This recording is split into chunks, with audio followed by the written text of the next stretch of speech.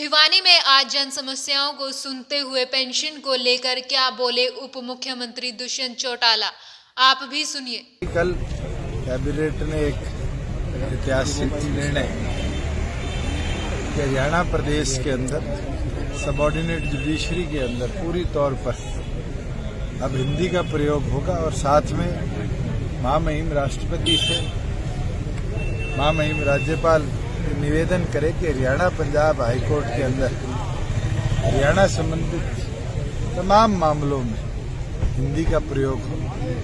Cabinet ने इसको approve किया है और हमारा तो सौभाग्य है कि हमारे जन संकल्प पत्र का ये हिस्सा था और कॉमन मिनिमम प्रोग्राम के तहत कल एक निर्णय और लिया गया कि 60 दिन के अंदर अंदर हरियाणा प्रदेश के जो हमारे बुजुर्ग लोग उनकी बुढ़ापा पेंशन में 250 रुपए की वृद्धि हुई और उसके साथ जो कंस्ट्रक्शन वर्कर वेलफेयर बोर्ड है उसके अंदर भी ये चीज हमने पारित कर दी कि आम पेंशन से 500 रुपए ज्यादा हमारे वर्कर्स को बोर्ड पेंशन देने का काम करे। मतलब आज कोई कंस्ट्रक्शन क्षेत्र में कोई लेबर के क्षेत्र में बोर्ड में रजिस्टर है उसको अब 2750 रुपए पेंशन की योजना प्रदेश के अंदर शुरू की। और जिस तरीके से आज ये 65-67 दिन का सफर रहा है, हरियाणा प्रदेश के आम जन के उत्साह है, प्रदेश प्रगति के पथ पर चल रहा है और मैं मानता हूं मजबूती के साथ हरियाणा प्रदेश को एक नए ऊंचाई पर, जहां हरियाणा के युवाओं का चाहे शिक्षा के अंदर हो, रोजगार के अंदर हो, भविष्य देश के अंदर कॉम्पिटिटिव ने सुरक्षित करने का काम करें। प्राइवेट सेक्टर में 75% युवाओं को रोजगार देने की बात थी, उससे मिलने में एजेंडे से क्या बात है? इसके ऊपर बिल ड्राफ्ट हो चुका है, इंडस्ट्री के साथियों से चर्चा करी जा रही है क्योंकि इंडस्ट्री सबसे बड़ा की रोल प्लेयर है इसमें और कई समस्या इंडस्ट्री की भी सामने आई, उनको हम अमेंड कराकर मैं ये मानता हूं बजट सेशन से पहले हरियाणा प्रदेश में हम लागू। सर, बलराज कुंडू जी ने कल जो बयान दिया, उनका कहना है कि मनीष ग्रोवर जी ने काफी भ्रष्टाचार किया है। उन्होंने कहा है कि अगर उनके ऊपर कार्रवाई नहीं होगी तो वो जो है मेरे ख्याल से जिनके ऊपर आरोप लगे उनने भी स्पष्ट कहा है कि अगर कोई ऐसी बात है तो उसके ऊपर कार्रवाई होनी चाहिए। मेरा इस मामले में टिप्पणी करना दो लोगों की आपसी बातचीत पे बनता नहीं, मगर मैं ये मानता हूं कि प्रदेश की सरकार की सोच है कि हम गुड गवर्नेंस के साथ क्लीन गवर्नेंस देने का काम करें। अगर ऐसी कोई गड़बड़ियां आएंगी, अनियमितता आएंगी, उसकी जरूर तय तक इंक्वायरी। दुष्यंत जी, हरियाणा के बिजली मंत्री ने बयान दिया है कि जिन लोगों के जो डिफॉल्टर भुगता है उन बच्चों को भी शायद पेपरों से महरूम किया जा सकता है। इस तरह का बयान है। कॉन्स्टिट्यूशनली करेक्ट बात नहीं, संविधान के अंदर भी शायद ये परमिशन नहीं है कि बच्चों को एग्जामिनेशन देने से आप रोक सकते। लेकिन उन्होंने तर्क दिया था साथ में कि जिस तरह से चुनाव लड़ने के लिए वांछित है।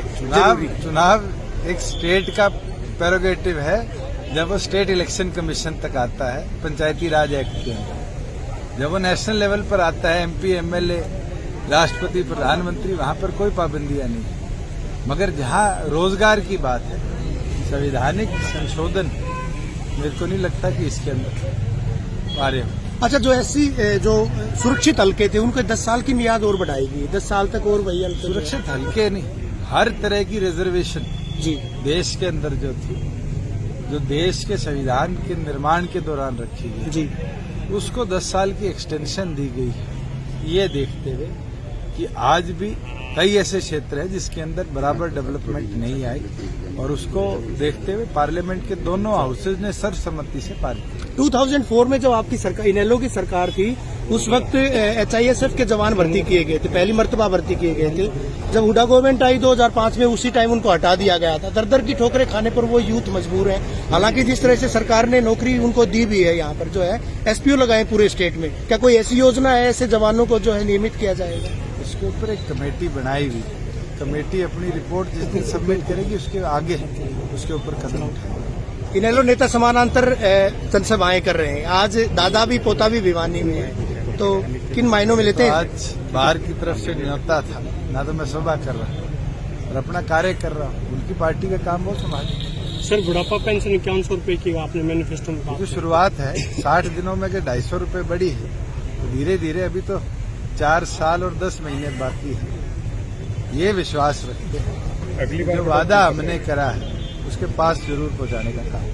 दुष्यंत जी, दीपेंद्र हुड्डा और भूपेंद्र हुड्डा लगातार एक राग अलापते एक बयान देते हैं कि जो कॉमन मिनिमम प्रोग्राम था लगातार जज्बा कहती थी, लेकिन उसको कहीं फलीभूत नहीं कर पाई। अगर कॉमन मिनिमम प्रोग्राम के अंदर 4 चीज 60 दिनों के अंदर जेजेपी के घोषणा पत्र की और 3 चीज बीजेपी के घोषणा पत्र की पूरी हुई, मुझे लगता है कि इसकी अच्छी शुरुआत है। और अगर वो ये सोचते हैं कि एक दिन के अंदर बड़े बड़े आ जाए, तो मैं उन दोनों को, मेरे ख्याल से 10 साल प्रदेश के मुख्यमंत्री वो रहे, 10 साल में 700 रुपये पेंशन बढ़ाई, हमने तो 60 दिन के अंदर 250 रुपये बढ़ा दी। एक चीज बताना चाहूंगा कि 250 रुपये बढ़ने से भी प्रदेश के खजाने पर 1000 करोड़ के लगभग का बोझ आया है। उसके बावजूद भी सरकार ने ये कदम उठाया है और हम रेवेन्यू और जनरेट करेंगे और इसको और बढ़ाएंगे। हमारे बुजुर्गों के सम्मान में कभी कोई कमी नहीं आनी। गृह मंत्री और मुख्यमंत्री के बीच जिस तरह से गतिरोध है, बयानबाजी लगातार आ रही, गृह मुझे तो नहीं लगता, कल कैबिनेट में दोनों साथ थे और खुल मिलकर बात कर रहे थे। वैसे गोहाना में जो डिपो होल्डर में तेल सप्लाई हो रहा है सरसों का, उसमें मिलावट है, लोग बीमार हो रहे हैं। मेरे पास एक कंप्लेंट आई है और उसके ऊपर ACS फूड एंड सप्लाई है, उनने एक टीम भी गठित कर इसकी इंक्वायरी की। क्या लगता है कि इसमें जांच होगी? बिल्कुल होगी, क्योंकि एफेड का सरसों का तेल सप्लाई होता है। अगर एफेड के वेयर हाउस से लेकर और डिपो के बीच में कहीं मिलावट होती है तो ऐसे तत्वों को हम जरूर पकड़कर उनके खिलाफ सख्त एक्शन। गठबंधन पर भी सवाल उठाए जाते कि 5 साल सरकार आपके हिसाब से चल पाएगी? मैं और खड़े हैं विधायक जी साथ, इससे स्टेबल क्या होगा? सर जेजेपी के गिरदावर नेता माना जाते गौतम जी, सर उनके बयान को ऊपर आप क्या कहेंगे? उसके ऊपर टिप्पणी भी कर दी, उसके ऊपर आप लोगों ने भी कई दिन दिखाया। अब आप लोगों के पास और कोई सवाल नहीं है, फिर वही पूछ लेते। तो सर क्या आप मना पाएंगे उनको? हमारे बड़े हैं, मनाना हमारी जिम्मेवारी है, ये हमारे संगठन का अंदरूनी मामला है। क्या निकट भविष्य में मंत्रिमंडल विस्तार हो सकता है? ये सरकार का निर्णय होगा। ज्वाइंटली दोनों पार्टी अगर कोई फेरबदल करना चाहेगी तो जरूर। आज के दिन मुझे लगता है हर मिनिस्टर अपने अपने डिपार्टमेंट को स्टेबली और स्मूथली चलाने का काम। वैसे वो आपके दादाजी हैं, वो कह रहे हैं कि अगर आप इनेलो में होते तो CM होते। मेरे को पार्टी से निकाला किसने? तो देश और दुनिया की तमाम खबरों को जानने के लिए सब्सक्राइब करें हमारे न्यूज बाजार चैनल को। साथ ही हर एक अपडेट से जुड़े रहने के लिए बेल आइकन को दबाना ना भूलें।